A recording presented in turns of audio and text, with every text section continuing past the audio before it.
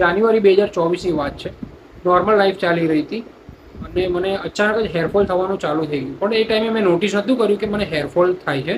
પણ એનું એક સ્ટેજ હતું કે મને થોડી થોડી ખંજવાળ આવવાની ચાલુ થઈ ગઈ. એટલે આપણે જે નોર્મલ ખંજવાળ થાય એ રીતે આપણે કરીએ, બરાબર છે. પછી ધીરે ધીરે ધીરે ધીરે જેમ માથું ધોઈએ ને એમ હેર ફોલ થવાનું ચાલુ થઈ ગયું. માથામાં હાથ નાખું તો 5-6 વાળ હાથમાં આવી જાય. કોમ કરું તો બી ઘણા બધા વાળ ખરી જાય. પછી લાગે કે થોડું સિરિયસ છે, હવે થોડું જોવું પડે. પછી બસ જેમ આપણે રેગ્યુલર બધા શેમ્પૂ ને બધું ચેન્જ કરીએ, કન્ડિશનર ને બધું, એ મેં પણ ચેન્જ કરવાનું ચાલુ કરી નાખ્યું કે ભાઈ ચલો આપણે શેમ્પૂ ચેન્જ કરીએ. કદાચ શેમ્પૂના કારણે થતું હોય તો શેમ્પૂ ચેન્જ કર્યું. પણ વસ્તુ તો એની એ જ રહી. પણ સિચ્યુએશન વધારે બગડતી ગઈ જેમ જેમ ટાઈમ જતો ગયો. પછી જોયું તો માથામાં ડેન્ડ્રફ, એટલે એટલી હદ સુધીનો ડેન્ડ્રફ થવા લાગ્યો કે રહેવાય નહીં, એટલી ખંજવાળ આવે. અને આમ થોડો માથામાં ખંજવાળીએ ને, આમ ખંખેરીએ ને તો આખો આમ શર્ટ ભરી જાય, એટલો ડેન્ડ્રફ થવા માંડ્યો. હા, અને પછી એટલી ખંજવાળ આવવા માંડી કે પછી ખણ કરી, પછી આમ જોઈએ તો સારું લોહી નીકળી ગયું અને પછી લોહીની પોપડી થવા માંડી. પછી ધીરે ધીરે ધીરે ધીરે એ એટલી મતલબ નેક્સ્ટ લેવલ પહોંચી ગયું કે પછી ફંગલ થઈ ગઈ માથામાં. એને ફંગલ કહેવામાં આવે છે. જે ડેન્ડ્રફ પછીનું જે સ્ટેજ છે, જે છેલ્લું સ્ટેજ, એને ફંગલ કહેવામાં આવે છે. ડેન્ડ્રફ અમુક જ પોર્શનમાં હોય, બહુ જૂનો છૂટો હોય. પણ જે ફંગલ હોય ને પોપડી જામી જાય, આખી પોપડી, આખું લેયર જામી જાય, બહુ મોટા પ્રમાણમાં. બહુ મોટા પ્રમાણમાં થાય વસ્તુ. એટલે પછી થયું કે હવે કરીએ શું. અને એ ટાઈમે કેવી સિચ્યુએશન હતી કે હું ગમે તેટલું તેલ નાખું, મારા વાળ ડ્રાય જ રહે.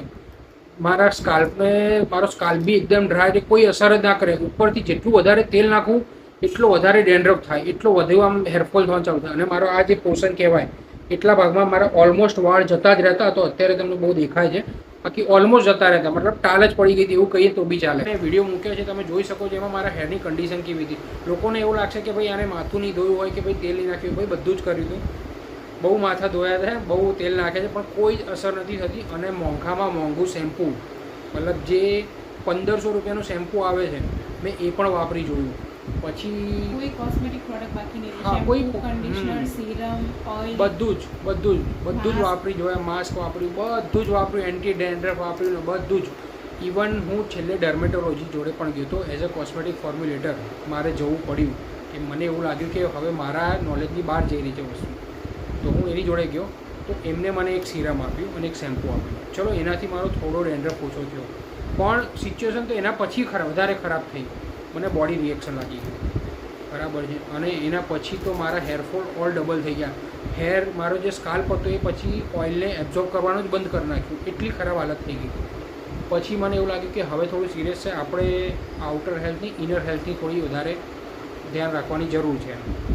તો પછી મેં થોડું રિસર્ચ કર્યું મારી રીતે કે ભાઈ શું વસ્તુ આપણે કરી શકીએ છીએ, શું કરી છે. અને પછી મને ખબર પડી કે ભાઈ મારું જે વેઇટ ગેઇન થયું હતું, બરાબર છે, અને ઓવર સુગર કન્ઝ્યુમિંગ, મતલબ વધારે સુગર ખાવાથી, ફાસ્ટ ફૂડ વધારે ખાવાથી અને ખરાબ લાઇફસ્ટાઈલથી મારી આ હાલત થઈ છે. એની ઇફેક્ટ અને મેઇન આની અંદર જે અસર થઈ હતી એ બે વસ્તુની થઈ હતી. એક તો લાઇફસ્ટાઈલ ખરાબ હતી અને ઊંઘ પૂરી નથી થતી. રાતે મોડા સુધી જાગવું અને સવારે મતલબ વહેલા ઉઠી જવું, મતલબ 5 કલાકની 4 કલાકની આવી ઊંઘ પૂરી થાય. એટલે અને આ બધા જ, હા, અને જે જંક ફૂડ ને બધું છે એના લીધે બી બહુ મતલબ હેરાન થયો હું. અને અમુક ટાઈમે કેવું છે કે બિઝનેસ રન કરતા એટલે સ્ટ્રેસ તો રહેવાનો. એટલે અમુક ટાઈમે સ્ટ્રેસ વધી જાય, કામકાજ વધી, એટલે એના કારણે પણ આ વસ્તુ થઈ, બરાબર છે. હવે આ બધું કર્યા પછી મને એવું થયું કે મારે હવે બધી જ પ્રોડક્ટો મૂકી દેવી જોઈએ, બરાબર છે. મારે મારી હેલ્થ ઉપર ફોકસ કરવું જોઈએ. અને હેલ્થ ઉપર ફોકસ તો કરવાનું ચાલુ કર્યું. પછી સ્ટેપ બાય સ્ટેપ મેં મારી હેલ્થ ઉપર ફોકસ કરવાનું ચાલુ કર્યું. મેં જોયું કે મારામાં કયા વિટામિનોની કમી છે. સૌથી પહેલું સ્ટેપ મેં શું કર્યું કે મેં સુગર બંધ નથી કરી, મતલબ જે 100% ખાતું હતું એની 10% કરી નાખી. મતલબ ચા અને બધામાં જ એકદમ સુગર ઓછી કરી નાખી, બરાબર છે. પછી બીજો સ્ટેપ એ કર્યું કે મેં મેંદાવાળી બધી જ આઇટમો બંધ કરી નાખી. બહારનું જે બી ફ્રાય ફૂડ આવે એ બી એકદમ બંધ કરી નાખ્યું, બરાબર છે. અને એના પછી મેં જે મારું વેઇટ ગેઇન થયું હતું એને મેં રિડ્યુસ કરવાનું ચાલુ કર્યું. ડેલી થોડું મેડિટેશન કર્યું. આવું મેં 6 મહિના, પહેલાં 2 મહિના તો આ બધી કન્ડિશન ખરાબ થઈ જ ગઈ હતી. એ પછીના જે મહિનાઓ છે એ મહિનામાં મેં આ વસ્તુ ચાલુ કરી. જો મેં આ ટ્રીટમેન્ટ મતલબ મેં મારી જાતે ના ચાલુ કર્યું હોત તો મને એવું લાગે છે કે અત્યારે મારા માથા ઉપર આ વચ્ચેના તો વાળ રહ્યા જ ના હોત, જતા જ રહ્યા હોત, એમ પૂરેપૂરા જતા રહ્યા હોત. પછી મેં મારી જાતે થોડું આપણે બી થોડું નોલેજ છે, કેમ કે આપણે કોસ્મેટિક ફોર્મ્યુલેટર છે, એટલે આપણને ખબર છે કે કયા ઇન્ગ્રેડિયન્ટ્સ આપણને હાર્મ કરે છે આપણા સ્કાલ્પ માટે કે આપણા માટે કયા ખરાબ છે.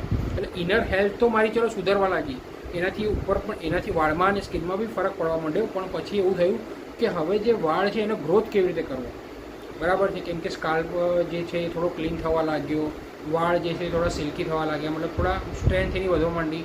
કેમ કે જ્યારે આ બધા વસ્તુ થાય ને તો પહેલું સ્ટેપ તમને ખબર કઈ રીતે પડે કે હેરફોલ થાય.